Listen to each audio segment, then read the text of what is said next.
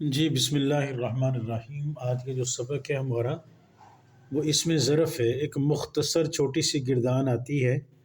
ظرف کا مطلب ہوتا ہے دو طرح کے، ایک مکان اور دوسری زمان۔ مکان جگہ کو کہتے ہیں، زمان وقت اور زمانے کو کہتے ہیں۔ تو کبھی یہ اس میں ظرف جگہ کو بتلاتی ہے اور کبھی وقت کو بتلاتی ہے۔ ظرف زمان ہوگی یا ظرف مکان ہوگی۔ مختصر سے اس کے صیغے آتے ہیں، کبھی مفعلن آتا ہے، کبھی مفعلن آتا ہے۔ منصرن جیسے لکھا ہے، دوسرا مضربن۔ اب اصول ضابطہ کیا ہوگا؟ یہ بنتا مضارع سے ہے۔ اس میں ظرف کس سے بنتا ہے؟ مضارع سے۔ مضارع کو ہم دیکھیں گے، مضارع دو طرح کا ہمارے پاس ہے جس میں عین کلمہ بدلتا ہے، ینصر، یفتح، یضرب۔ یہ عین کلمہ مضموم ہے، یہ مفتوح ہے، اور تیسرا مکسور ہے۔ تین ہی طرح کا مضارع ہوگا، یا مضارع مضموم ہوگا، یا مفتوح ہوگا، یا مضارع مکسور ہوگا۔ تو یہ جو پہلی دو صورتیں ہیں ان کا حکم ایک ہے اور تیسری صورت کا حکم ایک ہے۔ تو اس سے اندازہ ہو گیا اس میں ظرف دو وزنوں پر آئے گا۔ اس میں ظرف دو وزنوں پر آئے گا۔ پہلا دیکھو ینصر، اس میں تو جو یہ جو ہے صیغہ مضارع کا عین کلمہ مضموم ہو یا مضارع کا عین کلمہ مفتوح ہو، دونوں صورتوں میں اس میں ظرف آئے گا مفعلن کے وزن پر۔ اس میں ظرف دونوں صورتوں میں آئے گا مفعلن، جیسے منصرن۔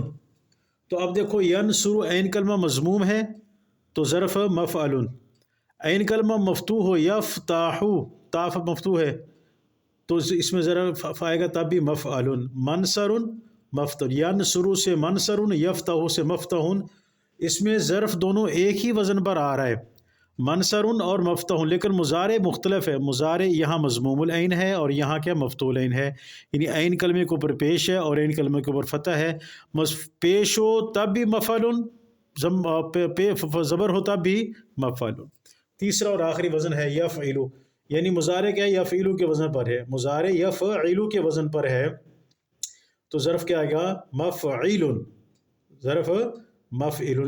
دو مضارع تین وزنوں پر ہی ہوگا، زبر زیر پیش۔ تو پیش اور زبر کی شکل میں طے ہو گیا، باقی رہ گیا زیر، زیر کی شکل میں مفعیل آئے گا، جیسے اس کی مثال ہے مضرب، تو اس کی ظرف کیا آئے گا؟ مفعیل۔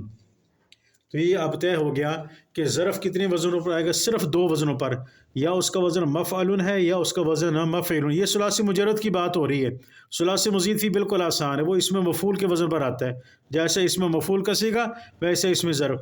تو یہاں پر دیکھو یا مفعل یا مفعل، اب کہاں مفعل اور کہاں مفعل، تو عین کلمے کو دیکھ لو، عین کلمے کے اوپر پیش ہے یا زبر ہے، دونوں صورتوں میں ایک ہی ظرف مفعل، عین کلمے کے اوپر نیچے زیر ہے تو مفعیل، تو یہ دو وزن ہوں گے، مفعل ہوگا یا مفعیل ہوگا۔ یہاں تک قانون تقریباً پورا ہو گیا اختصار کے ساتھ، جو زیادہ مشہور کام آنے والا ہے۔ اب دوسری مثال ہے، اسے ایک مثال پڑھتے ہیں، مسجدن، مسجدن۔ تو اب یہاں دیکھو ساجدہ یسجدو اس کا باب ہے، اور کاکا باب اس کا ساجدہ یسجدو ہے، تو مضارع کیا ہے؟ پیش آ رہی ہے نا ان کلمے کے اوپر، ینصر یسجدو، دونوں ایک طرح کے ہیں نا، تو یہاں ظرف منصرن آ رہی ہے تو یہاں پر کیا آنی چاہیے؟ مسجدن۔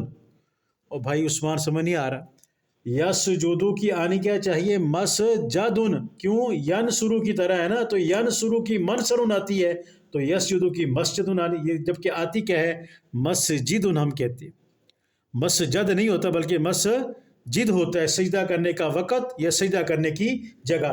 ایسے ہی لفظ ہے مشرقن اور مغربن، مشرقن اور مغربن، تو اس کا جواب ہے کہ بھائی خلاف قیاس ہے۔ خلاف قیاس کس کو کہتے ہیں؟ جو قانون کے خلاف ہو۔ قانون تو یہ چاہتا ہے کہ مفعلن کے وزن پر آنی چاہیے، مسجد مشرق مغرب ہونا چاہیے، لیکن قانون کے خلاف یہ کس وزن پر آ رہی ہے؟ مسجد مشرق اور مغرب۔ جی تو یہ اس میں ظرف کا قانون ہے۔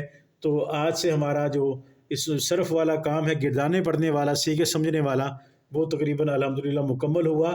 کوئی چند ایک باتیں رہ گئی ہوں گی تو وہ بعد میں دیکھ لیں گے۔